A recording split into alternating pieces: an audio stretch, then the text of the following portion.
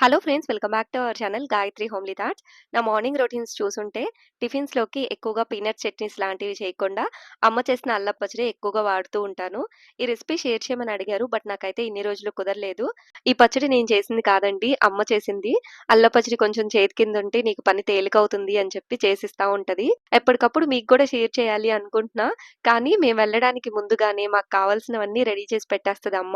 మేము వెళ్ళాక పిల్లలతోటి పని కాదు అని చెప్పి. సో, అందువల్ల మీకు షేర్ చేయలేకపోయాను. కానీ ఈసారి నా దగ్గర ఆల్రెడీ పచ్చడి ఉన్నా కూడా మీకోసం మళ్ళీ చేయించాను. మీకు వీడియో షేర్ చేయాలి అని చెప్పి. ఇది నేను ఒక 100 గ్రామ్స్‌కి చేయించుకుంటున్నానండి. మీరు కావాలి అంటే క్వాంటిటీస్ పెంచుకోవచ్చు. లేదు అంటే గనుక ఫస్ట్ టైమ్ చేసేటప్పుడు కొంచెం తగ్గించి కూడా ట్రై చేయండి. అల్లం పచ్చడిలోకి మెయిన్‌గా కావాల్సినవి చింతపండు, బెల్లం, అల్లం, కారం. ఇవి 4 కూడా సేమ్ క్వాంటిటీస్‌లో తీసుకోవాలి. గ్రామ్స్‌లో కాదు అనుకుంటే మీరు ఏదైనా ఒక కప్ మెజర్‌మెంట్‌లో కూడా తీసుకోవచ్చు. అమ్మ ఎప్పుడు పచ్చళ్ళు చేసినా దానికి కావాల్సిన సరుకులన్నీ క్వాంటిటీస్ వైస్‌గా షాప్‌లో నుండి తెచ్చుకుంటది. మళ్ళీ ఇంటికొచ్చాక కొలతలు చూసుకోవాల్సిన అవసరం లేదు. ఇప్పుడైతే బాగా అలవాటున్న పచ్చడి తక్కువ క్వాంటిటీ కాబట్టి జస్ట్ చేత్తో మెజర్‌మెంట్స్ చూసుకొని చేసేసింది. అల్ల పచ్చడి స్టార్ట్ చేయడానికి ముందు కొంచెం ప్రాసెస్ ఉంటుంది. కావాల్సినవన్నీ రెడీగా పెట్టుకోవాలనమాట. సో, దీనికోసం ఒక 100 గ్రామ్స్ చింతపండు తీసుకొని అందులో ఈనెలు అండ్ చింతపిక్కలు ఉంటాయి కదా! అవేమీ లేకుండా చక్కగా విడదీసుకొని ఒక గిన్నెలో ఒక హాఫ్ లీటర్ వాటర్ పోసుకొని స్టవ్ పైన 2 పొంగులు రానిచ్చింది. దీనివల్ల చింతపండు చాలా మెత్తగా అవుతది. ఎక్కువ ఉడకపెట్టాల్సిన అవసరం లేదు. జస్ట్ 2 పొంగులొస్తే సరిపోతుంది. నెక్స్ట్ అల్లం అంతా కూడా క్లీన్ చేసుకొని ఒక హాఫ్ అన్ అవర్ పాటు కొంచెం ఎండలో ఉంచాలి.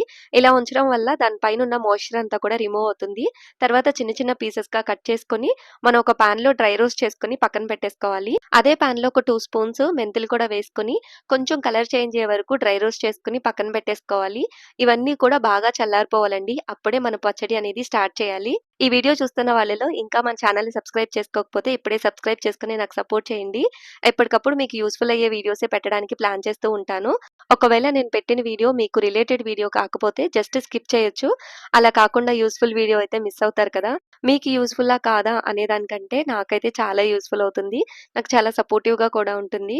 సో, ప్లీజ్ సబ్స్క్రైబ్ చేసుకొని సపోర్ట్ చేయండి. ముందుగా రెడీ చేసుకున్నవన్నీ కొంచెం కూల్ అయిన తర్వాత ప్రాసెస్ స్టార్ట్ చేయాలి. తర్వాత దీనికి కావాల్సిన బెల్లం కూడా ఒక 100 గ్రామ్స్ వరకు తురుముకొని పక్కన పెట్టేసుకోవాలి. ఇప్పుడు ఒక మిక్సీ జార్ తీసుకొని అందులోకి మెంతులు, అల్లం ముక్కలు, ఒక చిన్న సైజు వెల్లుల్లిపాయలు వేసుకొని మిక్సీ పట్టుకోవాలి. ఇప్పుడు ఇందులోకి ముందుగా రెడీ చేసుకున్న చింతపండు కూడా యాడ్ చేసుకోవాలి. వాటర్ లేకుండా యాడ్ చేసుకోవాలి. వాటర్ ఏసుకుంటే అల్లం ముక్కలు సరిగ్గా నలగవు. ఇందులోకి మనకి టేస్ట్‌కి తగినంత ఉప్పు కూడా యాడ్ చేసుకోవాలి. ఉప్పుకి సెపరేట్‌గా కొలత ఏమి ఉండదండి. మన టేస్ట్‌ని బట్టి చూసుకొని యాడ్ చేసేసుకోవడమే. ఇప్పటి వరకు మిక్సీ జార్‌లో యాడ్ చేసిన చింతపండు, అల్లం, వెల్లుల్లి, ఉప్పు ఇవన్నీ కూడా బాగా స్మూత్‌గా నలిగినయా లేవో చూసుకోవాలి. వన్స్ మనం కారం, బెల్లం వేసిన తర్వాత అసలు నలగవు. అందుకని ముందుగా చూసుకోవాలి. ఇవన్నీ బాగా స్మూత్‌గా నలిగిన తర్వాత ఫైనల్‌గా కారము. ఈ కారం వచ్చేసి 100 గ్రామ్స్ ప్యాకెట్ తీసేసుకుందండి అమ్మ. కొలత సరిగ్గా తెలీదు అని చెప్పి. సో, కారం ప్యాకెట్ ఫుల్‌గా కూడా వేసేసింది. ఈ కారం వేసిన తర్వాత సరిగ్గా నలగదు. అందుకని మనం ముందుగా చింతపండు నానబెట్టుకున్న వాటర్ ఉన్నాయి కదా! ఆ వాటర్ కలుపుకుంటూ తిప్పుకోవాలనమాట. ఇందులోకే బెల్లం ఒక 2 స్పూన్స్ పంచదార కూడా యాడ్ చేసింది. పంచదార యాడ్ చేయడం వల్ల మంచి కలర్ వస్తది. అంతకుమించి ఇంకేం లేదు. ఇప్పుడు అల్లం పచ్చడిలోకి వేయాల్సినవన్నీ వేసేసాము. ఇప్పుడు ఇవన్నీ బాగా కలిసేటట్టుగా ఒక 2, 3 సార్లు మిక్సీ పట్టుకుంటే సరిపోతుంది. అంతే, ఇంకా అల్లం పచ్చడి రెడీ అయిపోయినట్టే. అల్లం పచ్చడి చూడండి ఎంత మంచి కలర్ వచ్చిందో. అండ్ ఇందులోకి ఎక్స్‌ట్రా వాటర్ ఏమి యాడ్ చేయలేదండి. మనం చింతపండు నానబెట్టుకోవడానికి హాఫ్ లీటర్ వాటర్ వేసాం కదా! అదే సరిపోతుంది. అల్లం పచ్చడికి ఈ కన్సిస్టెన్సీ సరిపోతుందండి. మరీ గట్టిగా ఉంటే ఇంకా టిఫిన్స్‌లోకి మనకి సరిగ్గా అనిపించదనమాట. అండ్ ఇంకా నేనైతే డబ్బాలో తీసుకొని వచ్చేసాను. పోపు పెట్టలేదక్కడ. అప్పటికే అమ్మకి చాలా లేట్ అయిపోయింది. ఇంకా చెన్నై వచ్చిన తర్వాత పోపు పెట్టేసాను. తాలింపు పెట్టిన తర్వాత ఆయిల్ బాగా చల్లగా అయిన తర్వాత మాత్రమే పచ్చడిలో కలుపుకోవాలి. లేదు అంటే పచ్చడి పాడైపోతదండి. అండ్ ఇంకా నా దగ్గర ఇంతకు ముందు చేసిన పచ్చడి ఉంది కాబట్టి ఈ పచ్చడి ఫ్రిడ్జ్‌లో పెట్టేసుకుంటున్నాను. బయటైనా కూడా నెల రోజుల వరకు పాడవదు. కానీ ఇప్పుడు నేనైతే ఫ్రిడ్జ్‌లో పెట్టేసుకుంటున్నా. ఇప్పుడు క్వాలిటీ అంత ఉండట్లేదండి. పచ్చడి మనం ఎంత జాగ్రత్తగా పట్టుకున్నా. సో, అందుకని ఫ్రిడ్జ్‌లో పెట్టేసుకుంటున్నా. అండ్ మీరు కూడా ఫస్ట్ టైమ్ ట్రై చేస్తున్నట్లయితే గనుక ఫ్రిడ్జ్‌లోనే పెట్టేసుకోండి. బయట పెట్టి మళ్ళీ పాడైపోతే ఫీల్ అవ్వాల్సొస్తది. ఈ పచ్చడి కొంచెం చేతి కింద ఉంటే మనకి చాలా హడావిడి తగ్గుద్ది. మార్నింగ్ టైమ్ లంచ్ బాక్స్‌లు, టిఫిన్‌లు ఇవన్నీ చేయాలి అంటే హడావిడి అయిపోతది. అదే ఈ పచ్చడి ఉందనుకోండి టిఫిన్స్‌లోకి ఇది సరిపోతది సెపరేట్‌గా చట్నీస్ చేయకుండా.